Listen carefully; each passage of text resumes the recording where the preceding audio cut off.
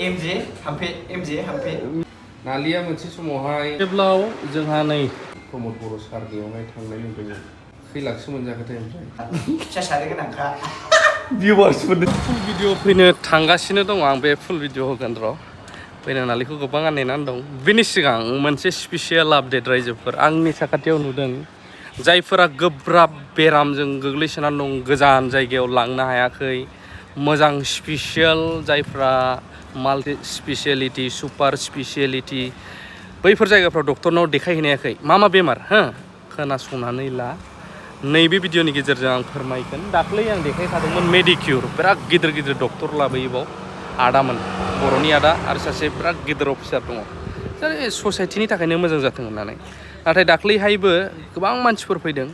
बिनि जाउनाव खायफा अपइन्टमेन्ट लाखानायफोरा बाव फैनो हायाखै मानो अखा बिरादमोन बे दिनखालि बोथोरा थ'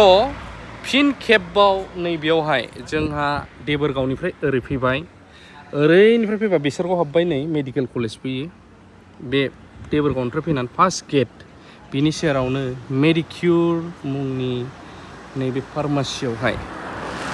टप इउर'लजिस्ट डक्टर आंकुर आगरवाल सार फैनो थांबावगासिनो दङ गोबां समाव गोबां जायगायाव बेखौहाय मोजां बिदिनो फार्मासिफोर आरो गिदिर मानसिफ्रा लेंहरो दा बेयाव स्पेसियेल हिसाबै जोंनि नैबे क'क्राझार एरिया आरो चिरां एरिया जायफ्रा मिथिखायो साखाथि फाखाथिनि एरिया गसाइगाव नोंथांमोना बेवहाय मोजां ट्रिटमेन्ट लाफैनो हागोन बेयावहाय ट्रिटमेन्टनि थाखाय आं कन्टेक्ट नाम्बार होनानै होबाय थाखादों नोंथांमोना बे कन्टेक्ट नाम्बाराव बुनानै बा वाट्सएप खालामनानै अपइन्टमेन्टखौ लानानै दोनखादो 31 नैबे आगष्ट बा 31 आगष्ट नैबेयावहाय बिथाङा फैगोन टाइम टु खैथासिम 8টামান আহিব रातिपुवा 8টাৰ পৰা 2টা বাজালৈকে थ' बेखायनो जायफ्रा नोंथांमोना बाव फैगोन नोंथांमोना दानिफ्रायनो अपइन्टमेन्टखौ लाखादो आरो बुरजाद्राय अपइन्टमेन्ट दाख्लैबो गोबाङा अपइन्टमेन्ट लादोंब्लाबो खायफा सफैयासै आरो खायफा बिदिनो नायजानो चान्स मोनगोन ना मोनासैथाय अब्लाबो दानिफ्रायनो जायफ्रा मा बेमार दं स्पेसियेलि किडनिनि इउर'लजियाव जिखिनि गोलैयो ओमफ्राय गोबां हासुनायनि जिखुनु प्रब्लेम आरोना बेफोरो नोंथांमोना ट्रिटमेन्ट लाफैनो हागोन बाव आं होखाबाय आरो स्पेसियेल डिसकाउन्ट मोनगोन जाहैदों आंनि मुंखौ उमुगनिफ्राय कन्टेक्ट खालामनानै फैदों होनोब्ला नोंथांमोना वाट्सएप बा अपइन्टमेन्ट लानाय समावनो बुंहरखाबानो जाबाय जेरै मेडिसिनफोर माफोर ना बेमारै जुदि नोंनो हरनांगौब्ला स्पेसियेल डिसकाउन्ट मोनलांगोन ओमफ्राय जोबोद मोजां नैबे माबाया फार्मासिया बिराद गिदिर दा बेसरगाव मेडिकेल कलेज सेरावनो बेखायनो नैबेखौ इनफरमेसन नोंथांमोननो सर्टैबाबो होबावनांगौ जाबाय आरो मोनसे खोथा रायजोफोर गोसोआव लाखिब्लानो जाबाय 31 आगष्टआव फुंनि 10 AM निफ्राय बेलासिनि 2 PM नि गेजेरावनो नङाबा नोंथांमोना डक्टरखौ मोनस्लाबनाय नङा थाब फैबानो जाबाय आरोना बेबायदि जोंहा नै बर' ब्रादार क'क्राझारनिफ्रायनो बुकिंआ बोरै खालामगोन आरो सोर डक्टर फैगोन ससे जोंनाव आंकुर आगरवाला फैनो नागिरदों एपल हस्पिटालनि माने बे मासाव फैखांखाबाय खनसे आरो एबार फैफिननो नागिरदों 31आव ओमफ्राय नोंथांमोना जाय आगोलाय नायजानो मोनाखै बे नायजाफैबानो जाबाय मोजाङै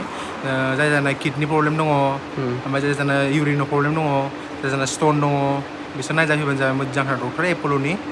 बेखायनो थाब कन्टेक्ट लाहरबानो जाबाय थाब बुकिं खालामहरबानो जाबाय नामफोरखौ जाय आगोलाय नायजानो मोनाखै वाट्सएपनि थ्रुयै ना ঠিক আছে रे थेंक इउ ओमफ्राय आं दा ओंखारलांनोसै हाखु दाखु आं बेलेग खामानियाव नालिया जे मोनसे समावहाय जे बिजिखौ थुग्रोब्ला नोंखौ नुखाया आं जुम खालामथारदों र' नालिया मोनसे समावहाय मानगोनां डाइनामिक लिडार मस्ट पावारफुल बिटिसिनि CM प्रमद बर' सारनियावहाय थांनाय नुदोंमोन खैलाखसो मोनजाखोथाय ओमफ्राय सोरजोंनो औ जों जायाखै बहा मोनजानांगौ अमाल' जाफैदोंमोनलाय अमा माबा अमा नाङामोनथाय माबासो होनदांलै जायैयावनो बोरैथो जादों होनजालाबायखो ओमफ्रायलाय दाउ बयलारसो जादों गैयालै जायाखै फाग्ला जानांगौ सोंखादोंमोन आं सिगाङाव माबा फुड दं नामा होननानै गैया फुडखौ नायाखैना बिसोर ओमफ्राय नोंखौ इउटुबाव नुनो मोनथारला मा जाखो? खोनाया इउटुबाव नुनो मोनथारला मा जाखो? इउटुबा दा गोदानसो थार गज'सो जाबाय दाना मिथिया नोंसोर थार गज' सार्च खालामबानो फैयो ओमफ्राय नालि मा होयो नोंलाय? हो मा होयो? दा औ दा ओरैनो आं बर्थमान ना सारलालाय ना हमलानाय नालाय बेनोसै आं बे आखुखौ गारनो हाखाया बे बर्थमान मा मावगासिनो ओमफ्राय? हबिखा बे आंनि मावनाया रेस्ट गैया माइ गायनाय फुनाय बिराद आबादारि खामानि मावग्रा जाथारबाय दा फेमिलि मेन जाबायना? औ ओइस